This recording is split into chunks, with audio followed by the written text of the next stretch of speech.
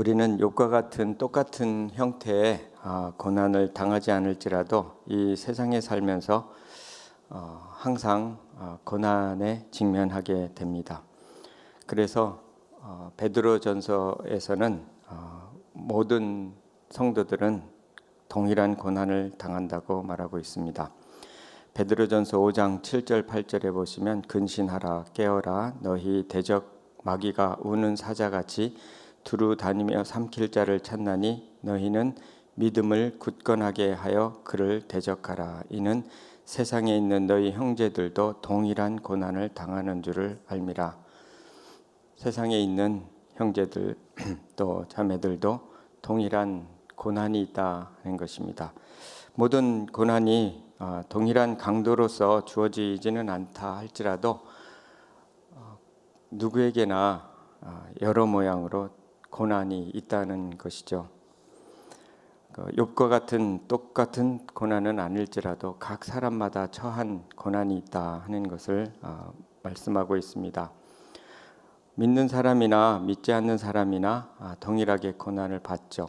그러나 또 믿는 사람은 오늘 말씀에 써 있는 것처럼 마귀로부터 오는 고난이 있습니다. 그것은 영적인 전쟁에 해당하는 고난이 되겠습니다. 그래서 우리는 어떤 형태로든지 이 고난 속에서 살아가는 것입니다. 이때 욥기의 고난의 말씀은 우리에게 지혜가 되는 것입니다. 욥기를 통해서 그 고난에 어떻게 우리가 대처할지 또 지혜를 배우게 되는 것입니다. 저 개인을 생각해봐도 특별히 고난이 없을 것 같은데 매일매일 하루 살아가는 게 참 어렵습니다. 그래서 저녁 때 되면 오늘 어떻게 잘 지내갔구나 이렇게 안도하게 될 때가 많이 있습니다. 그래서 리타이어 하신 분들이 좀 부럽고 그리고 그때 되면 이런 어려움 없겠지 그런 생각을 하면서 살아갑니다. 여전히 고난이 있다는 뜻입니다. 오늘 말씀을 통해서 고난받는 우리들을 향한 하나님의 메시지는 무엇일까요? 또는 하나님의 지혜는 무엇일까요? 첫째는 고난 중 하나님의 위로를 받는 것이 지혜다 하는 것입니다. 21절 22절에 보시면 나의 친구야 너희는 나를 불쌍히 여겨도 나를 불쌍히 여겨다오 하나님의 손이 나를 치셨구나. 너희가 어찌하여 하나님처럼 나를 박해하느냐 내 살로도 부족하냐. 지금 욥은 자신을 정죄하는 친구들에게 자신을 불쌍히 여겨달라고 그렇게 말하고 있습니다. 그들을 일컬어 재난을 주는 위로자라고 16장 1절에서 말했습니다. 위로하러 왔지만 결국은 재난을 주는 사람들이라는 거죠. 친구들이 그렇게 하지 말고 나를 좀 불쌍히 여겨달라고 그렇게 말하고 있습니다. 욥에게 필요한 것은 불쌍히 여김 받는 거죠. 지금 이 순간에 위로가 되는 거죠. 또 긍휼히 여김을 받는 것, 그것이 욥에게서는 필요인 것이 맞습니다. 그렇지만 또 한 가지 생각해 보면 욥에게서 찾기가 좀 어려운 부분이 있다는 것을 발견하게 됩니다. 그것은 이 고난 중에 하나님으로부터 오는 위로를 받는 그런 모습은 좀 없다는 거죠. 우리가 욥기 말씀을 통해서 욥이 지금 너무 힘든 상황 속이기 때문에 그럴 수 있다는 생각은 하지만 지금 친구들에게 필요는 위로를 하는 거죠. 정죄하는 것이 아니라 위로를 하는 것인데 욥에게 있어의 필요 중에 하나는 하나님의 그 위로가 있다면 이 고난을 그래도 더 낫게 견디지 않을까 그런 생각을 하게 되는 것입니다. 자신의 옳다고 하는 것을 주장하는데 너무 많은 에너지를 들이고 있지 않은가. 또 친구들에게 또 자신의 그 결백함을 이렇게 항변하는데 너무 많은 에너지를 들이지 않는가. 하나님 앞에 나아가서 잠잠히 하나님 바라보고 그분의 음성과 위로를 들을 수 있었다면 어땠을까 하는 그런 생각을 하게 됩니다. 하나님 항상 우리의 고난 중에 함께 하시고 또 위로하시는 하나님이란 것을 알기 때문에 그렇습니다. 고린도 후서 1장 3절에서 5절 보시면 찬송하리로다. 그는 우리 주 예수 그리스도의 하나님이시요 자비의 아버지시요 모든 위로의 하나님이시며 우리의 모든 환난 중에서 우리를 위로하사 우리로 하여금 하나님께 받는 위로로서 모든 환난 중에 있는 자들을 능히 위로하게 하시는 이시로다. 그리스도의 고난이 우리에게 넘친 것 같이 우리가 받는 위로도 그리스도로 말미암아 넘치는도다. 이렇게 말씀하셨습니다. 하나님은 자비의 아버지시고 모든 위로의 하나님이시라고. 그래서 모든 환난 중에서 우리를 위로하신다고. 그 위로로 우리가 또 다른 사람을 위로할 수 있다고 말씀하고 계십니다. 그리고 고난이 넘치는 곳에 위로도 넘친다는 거죠. 때로는 하나님께서 이제 욥에게 침묵하고 또 우리의 고난 중에 침묵하신 하나님이십니다. 어떤 특별한 경우에 그렇죠. 그러나 또 한 가지 하나님 항상 우리에게 위로를 주시는 하나님이시라는 것을 기억할 필요가 있습니다. 우리는 고난 상황 속에서 왜 이 고난이 왔느냐 질문하는데 너무 많은 에너지를 드릴 때가 많습니다. 고난을 받아들이고 고난 속에서 말씀하신 하나님의 음성, 그리고 그분의 위로에 귀를 기울일 필요가 있다 하는 생각을 욥의 이 고난 중에 반응을 보면서 생각하게 되는 것입니다. 사도 바울이 로마로 가는 여정에서 죄수의 몸으로 로마로 가는 여정에서 폭풍우를 만났습니다. 그때 사도행전 27장에 보면 구원의 여망이 없어졌다. 구원받을 그런 그 여망이 하나도 없는 상황이 된 거죠. 그때 하나님께서 이 바울은 하나님께서 자신에게 말씀하시는 그 위로의 말씀을 들을 수가 있었습니다. 27장 사도행전 27장 24, 25절에 보면 내가 속한 곧 내가 섬기는 하나님의 사자가 어젯밤에 내 곁에 서서 말하되 바울아 두려워 말라. 내가 가이사 앞에 서야 하겠고 또 하나님께서 너와 함께 항해하는 자를 다 내게 주셨다 하였도다. 그 구원이 여망이 없는 그 속에서도 하나님의 위로의 음성을 들을 수 있었다는 거죠. 이것이 고난 당하는 욥에게서의 모습과 사도 바울에게서의 모습이 다르지 않는가 이런 생각을 하게 됩니다.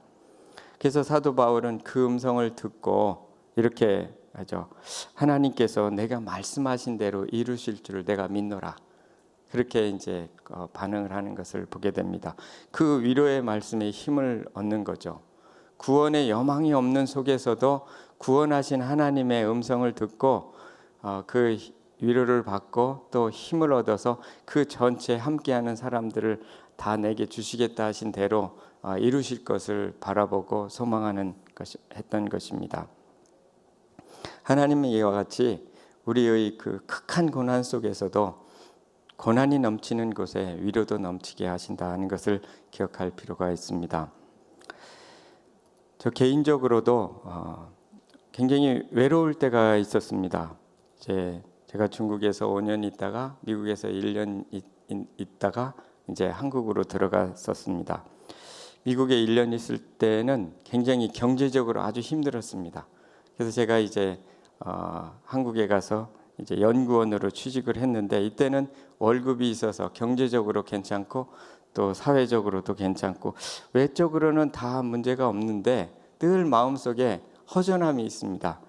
왜냐하면 제가 선교사로서 이제 중국에 갔었고 그리고 잠시 있다가 다시 들어갈 줄 알았는데 들어가지는 못하고 세상에서 편한 직장에 편하게 살고 있는 저 자신이 굉장히 힘들어서 마음속에 늘 이렇게 허전하고 외로움이 있었습니다. 참 오랜 기간 동안 그런 외로움이 있었는데 하루는 이제 수원에 제가 살았는데 수원에 그 백화점 중에 영통백화점이라고 있습니다.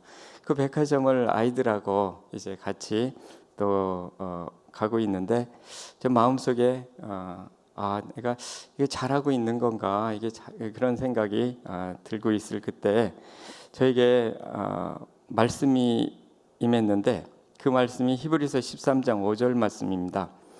그가 친히 말씀하시기를 내가 결코 너희를 버리지 아니하고 너희를 떠나지 아니하리라 하셨느니라.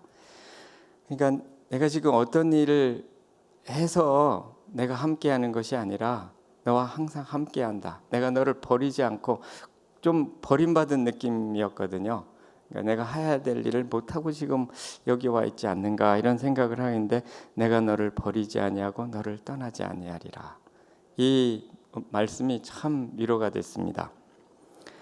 사실은 이 말씀은 허드슨 테일러의 전기에서 배웠던 말씀이거든요. 허드슨 테일러가 이제 자신이 그 선교 단체를 만들고 또 그 단체의 지도자가 돼 있지만 늘 마음속에 갈등이 있었습니다. 자신의 개인적인 거룩함에 대한 갈등. 아무리 애를 써도 이 거룩함에 이르지 못하고 자꾸 분노하고 자꾸 짜증을 내는 이 스스로에게 힘들어하는 기간이 있었는데 이 기간을 지나면서 하나님께서 주신 말씀이 바로 이것이었습니다. 내가 너를 떠나지 아니하고 너를 버리지 아니하리라. 어떤 행위에 뭘 잘해서 내가 함께하는 것이 아니라 항상 떠나지 아니하고 항상 함께한다고 하는 이 말씀. 그리고 내 어떤 노력이 아니라 예수 그리스도께서 항상 나를 붙들고 계신다. 그리고 항상 떠나지 않는다. 이 말씀이 큰 위로가 돼서 그 이후에 삶과 사역이 바뀌는 것을 알게 되는 것입니다. 하나님의 말씀이 참 위로가 되는 것이죠. 또한 우리가 하나님의 위로를 얻기 위해서 오늘 말씀해 보면 자신의 고난을 글로 적어보는 것이 참 좋다는 것을 배우게 됩니다. 23, 24절에 나의 말이 곧 기록되었으면 책에 쓰여졌으면 철필과 납으로 영원히 돌에 새겨졌으면 좋겠노라. 여기 나의 말은 여태까지 욥이 한 말입니다. 욥이 자신의 그 결백을 주장한 말이라고 할 수 있고 욥이 친구들에게 한 말이 될 수가 있는 거죠. 이것을 좀 기록되었으면 욥은 사실은 기록했기 때문에 그것이 나중에 누군가가 기록해서 지금 이 성경에 있지만 욥은 이 기록에 대한 생각을 많이 갖고 있는 거죠. 지난번에도 그가 나의 것이 책에 지어졌으면 했던 그런 말을 한 적이 있는데 나의 말이 기록됐고 또 책에 쓰여졌으면 바로 여기 있는 말이네요. 책에 쓰여졌으면 그 책이라는 건 스크롤 영어로는 스크롤이라고 되어 있습니다. 그 책에 그 당시에도 지금 이 당시가 아브라함 시대거든요. 이때도 책이라는 걸 생각하고 뭔가 기록하는 것을 생각하고 있다는 거죠. 철필이 있었고 납으로 영원히 돌에 새겨졌으면 이게 뭔가 자신의 말이 좀 새겨졌기를 소원하는 거죠.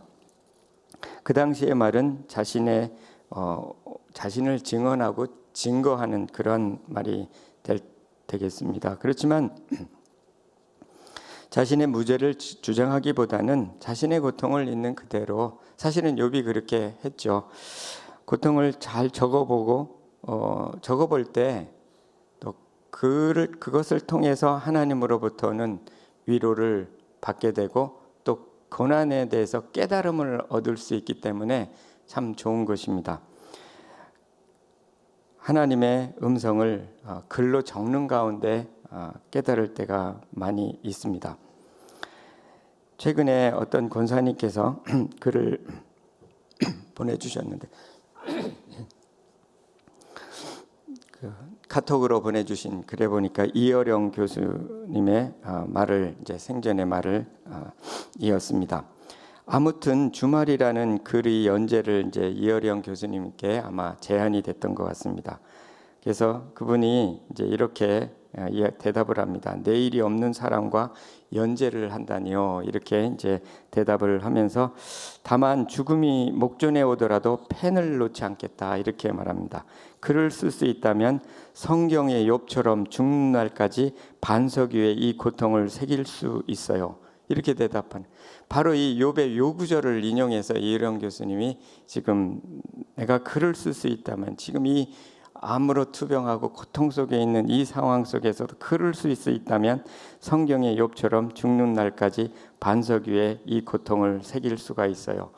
그 의지가 내겐 혈청제요 의연하게 죽음을 맞이하고 싶어요. 이렇게 말을 했다고 합니다. 글을 쓸 수 있다면 끝까지 글을 쓰면서 인생의 마지막을 할 수 있다면 이거는 강준민 목사님이 하실 말씀 같은데요. 글을 쓸 수 있다면 글을 것을 통해서 계속해서 하나님으로부터는 깨달음을 얻을 수 있다.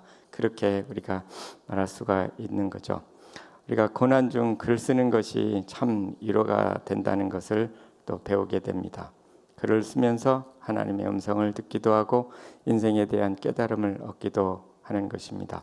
글을 쓰면서 욥을 묵상하게 될 것 같고요. 고난 중에 글을 쓰면서 고난 중에 성경에 있는 인물들을 또 묵상하고 말씀을 묵상하고 하면서 우리가 많은 깨달음과 위로를 얻을 것이라는 생각이 듭니다.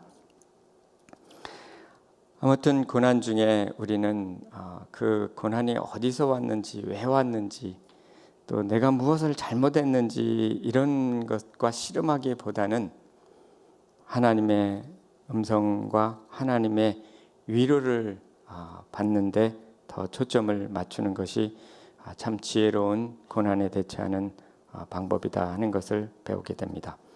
두 번째는 고난 중 대속의 소망을 갖는 것이 지혜라는 것입니다. 25절에서 27절에 보시면 내가 알기에는 나의 대속자가 살아계시니 마침내 그가 땅 위에 서실 것이라. 내 가죽이 벗김을 당한 뒤에도 내가 육체 밖에서 하나님을 보리라. 내가 그를 보리니 내 눈으로 그를 보기를 낯선 사람처럼 하지 않을 것이라. 내 마음이 초조하구나.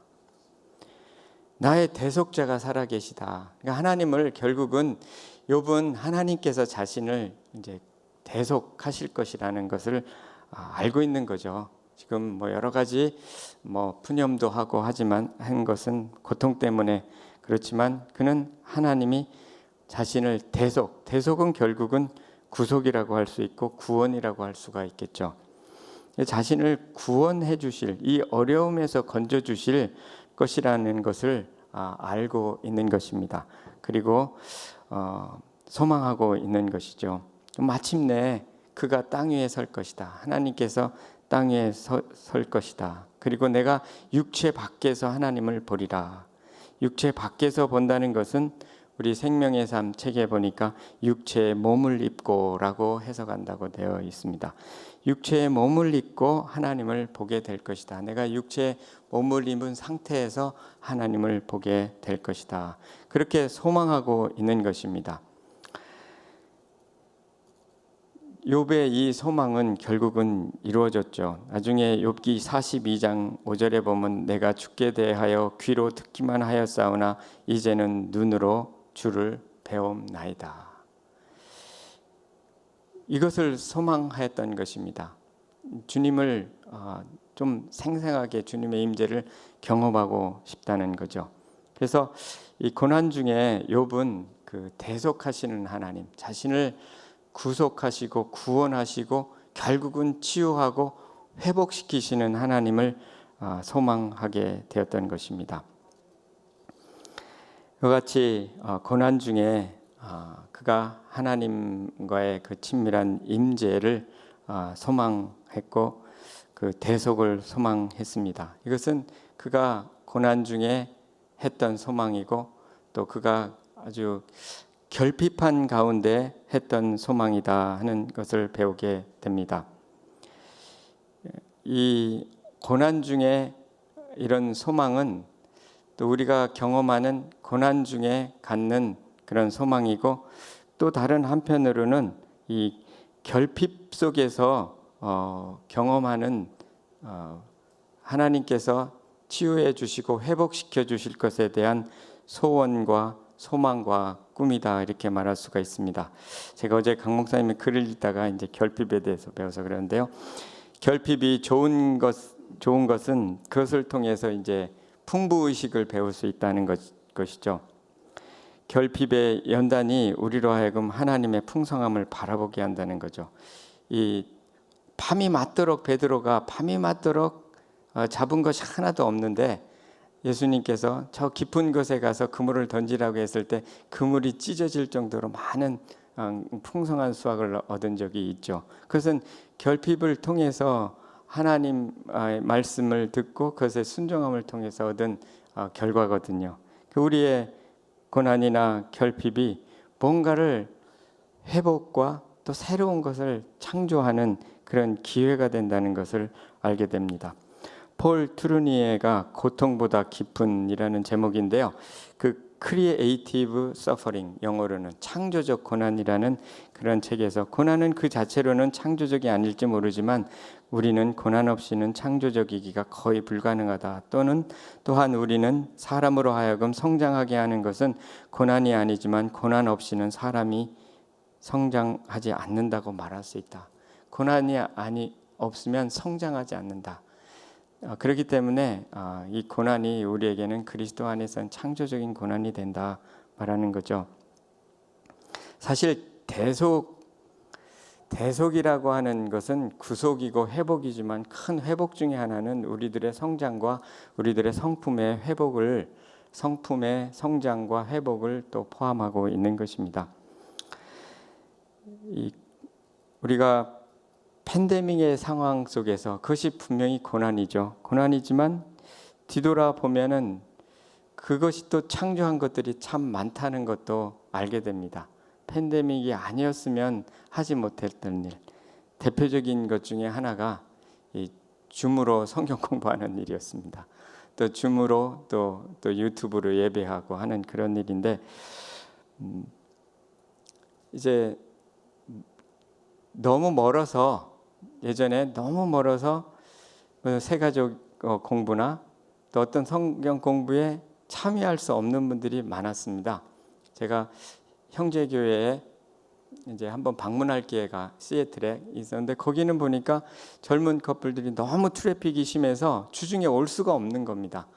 성경 공부가 주중에 있는데 그래서 다 온라인으로 한다는 것을 한 2, 3년 전에 방문했을 때 듣고 참 부러웠습니다. 저렇게 하면 좋을 것 같은데 어떻게 하면 되지? 이런 생각을 하게 됐는데 2, 3년 전보다 조금 더 오래됐네요.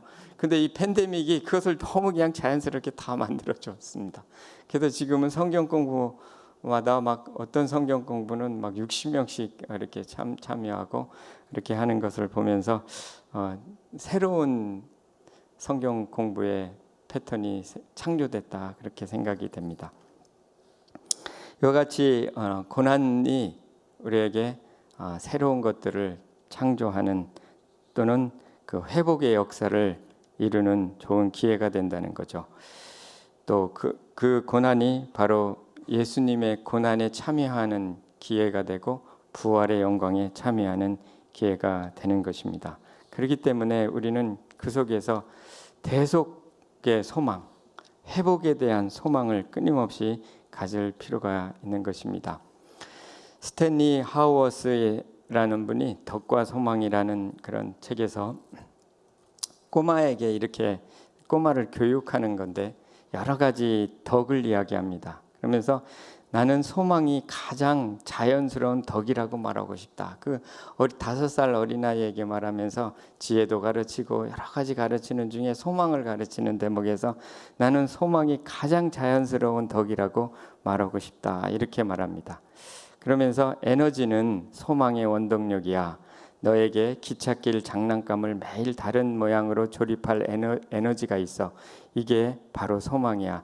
체스터턴은 세상을 무한한 에너지로 채워진 곳으로 보게 된 경위를 설명했는데 나는 그 설명이 언제나 좋았다. 해가 규칙적으로 떠오르는 이유는 떠오르는 일이 결코 지겹지 않아서라고 할 수 있을 것이다. 해의 일과가 계속 이어지는 이유는 생명력이 없어서가 아니라 생명이 용솟음치기 때문이다.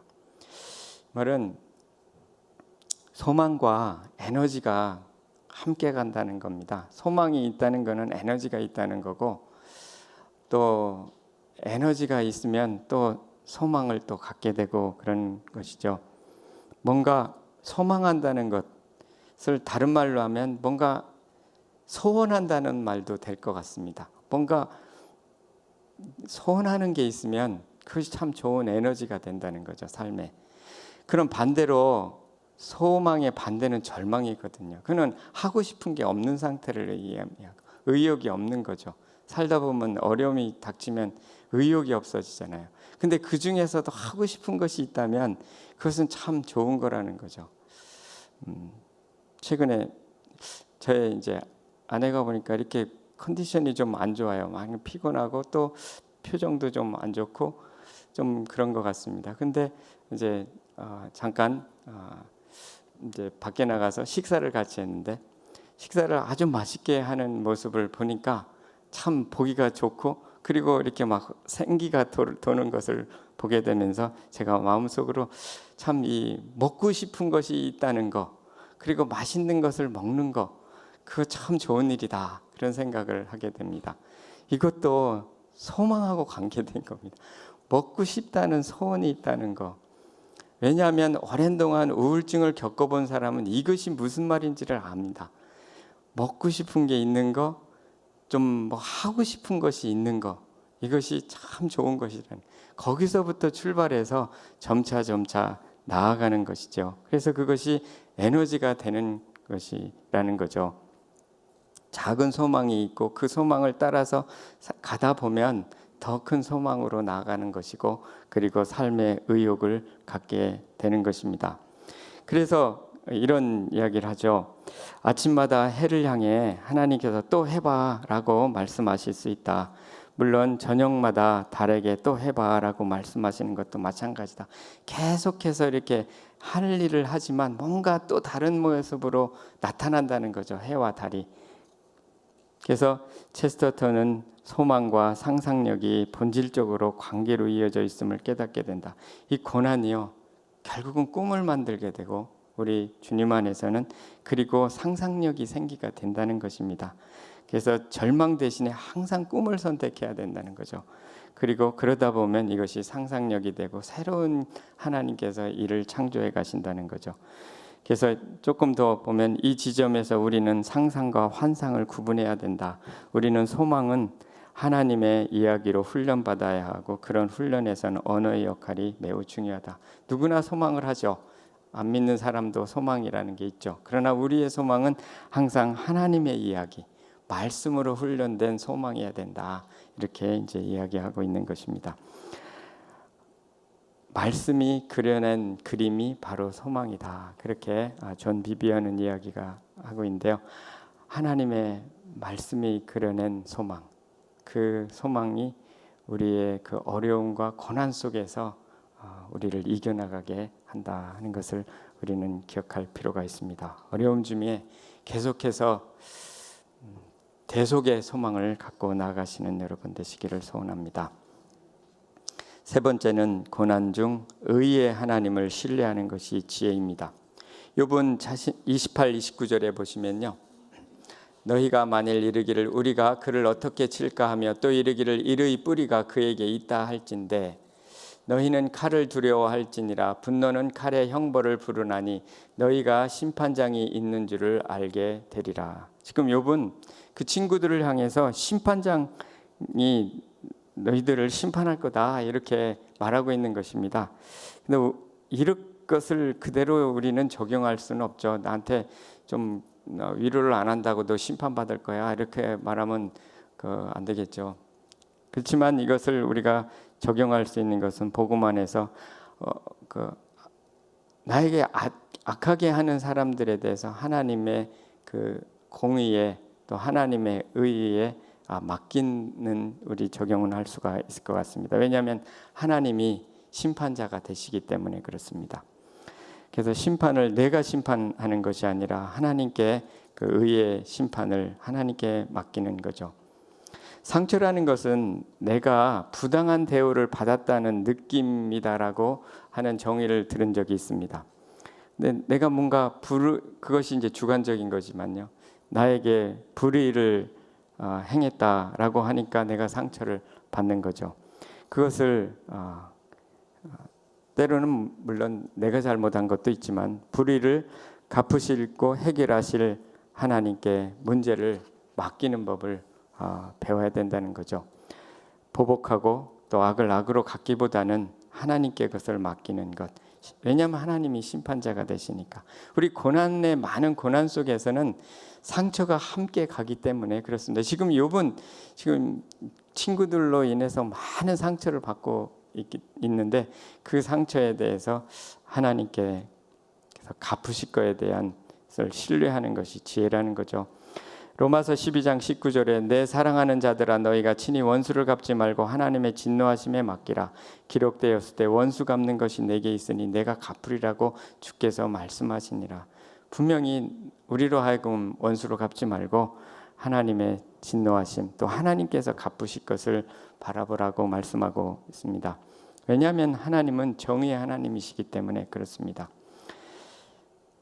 하나님께서 결국은 사울을 죽이셨고 다윗을 세우셨던 하나님이십니다. 억울했던 요셉을 총리로 세우셨던 그런 하나님이시기 때문에 우리는 하나님의 의를 믿고 신뢰할 필요가 있는 것입니다. 역사를 돌이켜봐도 하나님께 그 역사 속에 히틀러는 참 좋지 않은 지도자죠. 반면에 링컨은 훌륭한 지도자죠. 역사가 그 보면은 역사 속에서 하나님의 의가 이끌어 가신다 하는 것을 우리는 역사를 봐도 알 수가 있다 하는 것을 알게 되는 것입니다. 그래서 우리는 시편 1편 6절에도 무릇 의인의 길은 여호와께서 인정하시나 악인들의 길은 망하리로다. 의인의 길은 하나님께서 인정하시고 돌보시고 인도하시지만 악인의 길은 망하게 하시는 하나님이시기 때문에 또 망하게 하셔서 돌이키게도 하시겠지만 하나님은 의로우신 하나님이다. 이사야 30장 18절에도 보면은 여호와께서 기다리시나니 이는 너희에게 은혜를 베풀려 하시며 일어나시리니 이는 너희를 긍휼히 여기려 하심이라. 대저 여호와는 정의의 하나님이시라. 그를 기다리는 자마다 복이 있도다. 정의의 하나님이시고 그를 기다리는 자는 결국 하나님이 행하시는 정의를 보기 때문에 복이 있다. 결국 욥도 인내함으로 복을 받았습니다. 우리는 이와 같이 어려움을 주는 사람들에 대해서 인내하고 하나님께서 또 의를 행하실 것을 신뢰할 필요가 있습니다. 나아가서 원수도 사랑하고 말씀하신 것을 기억할 필요가 있습니다. 고난의 상황 속에서 우리는 하나님을 위로하는 것이 참 지혜입니다. 대속의 꿈과 소망을 가진 것이 지혜입니다. 하나님의 공의를 인내함으로 기다리는 것이 지혜입니다. 이 모든 것을 가능하게 하시는 분이 우리 안에 계신 예수 그리스도십니다. 욥기에서 보는 참 좋은 예수님과 관계된 좋은 말씀이 있습니다. 욥기 17장 3절인데요. 청하건대 나에게 담보물을 주소서 나의 손을 잡아줄 자가 누구리까. 전 이 말씀을 참 오래오래 기억하는데요. 예전 성경으로 기억하는데 청하건대 나에게 보증물을 주소서 내게 보주가 되어 주소서 이렇게 되어 있습니다. 보증물은 오늘 담보물로 되어 있는데 보증물은 결국 담보, 뭔가 개런티하는 어떤 거죠.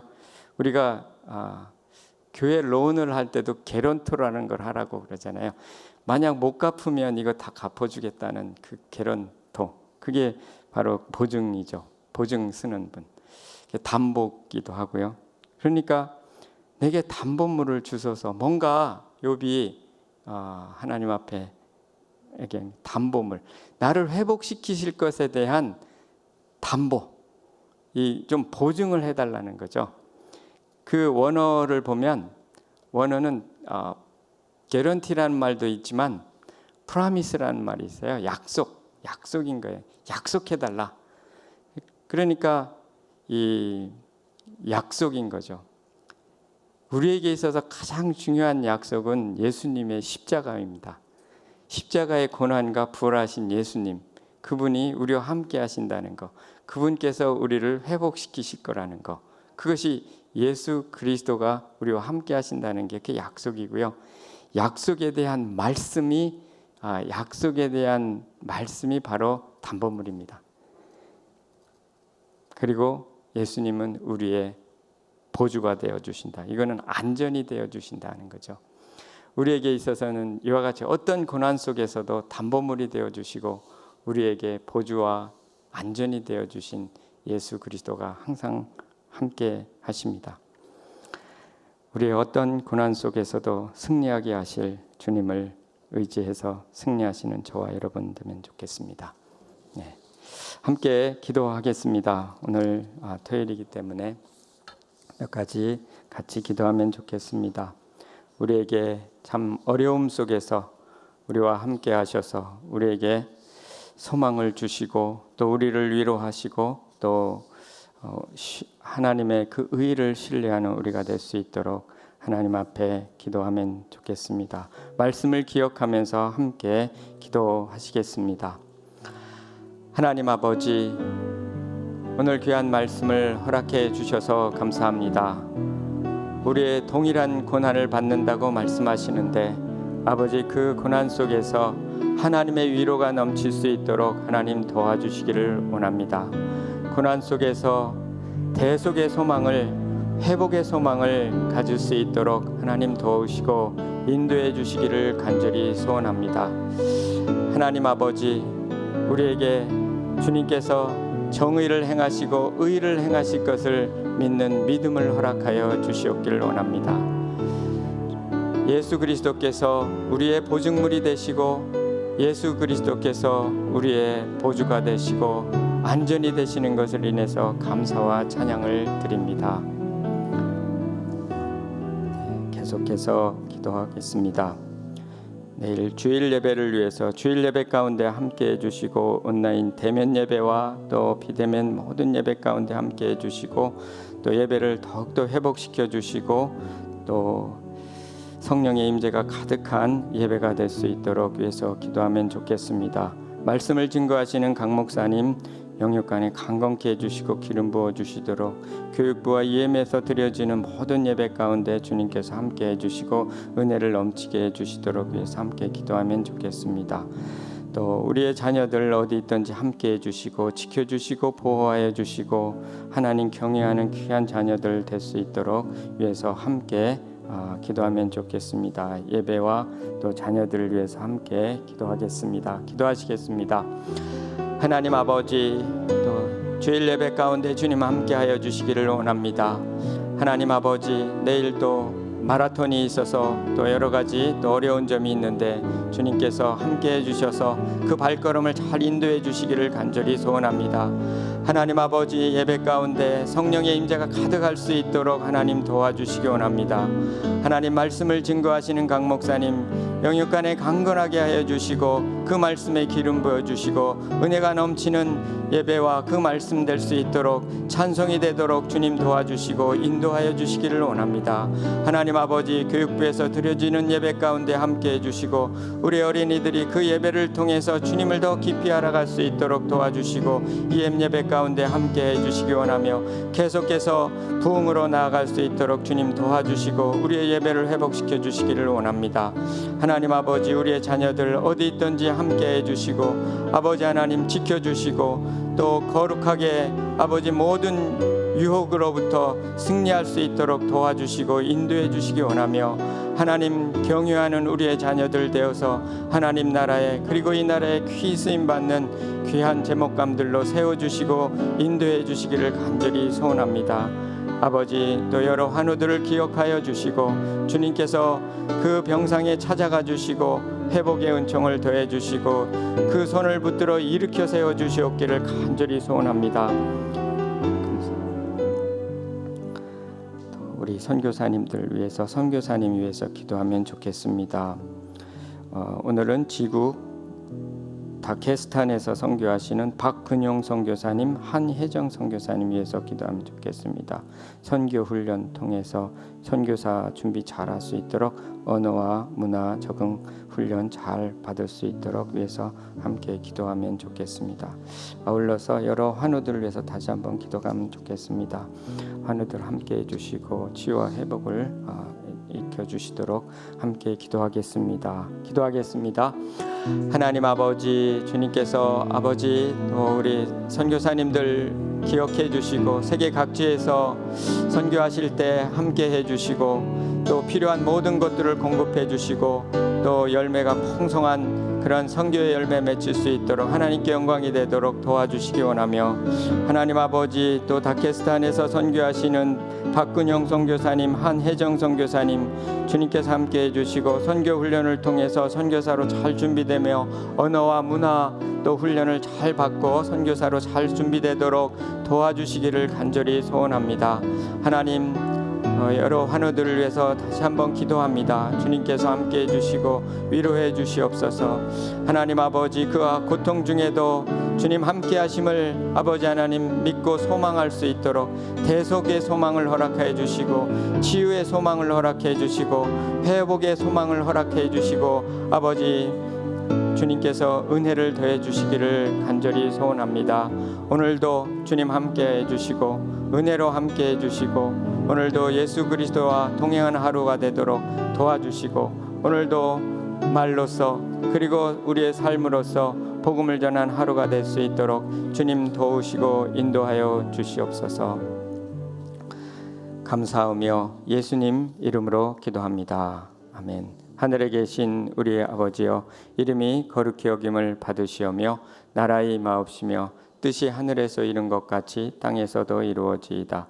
오늘날 우리에게 일용할 양식을 주옵시고 우리가 우리에게 죄 지은 자를 사해 준 것 같이 우리 죄를 사해 주옵시고 우리를 시험에 들게 하지 마옵시고 다만 악에서 구하옵소서. 대개 나라와 권세와 영광이 아버지께 영원히 있사옵나이다. 아멘.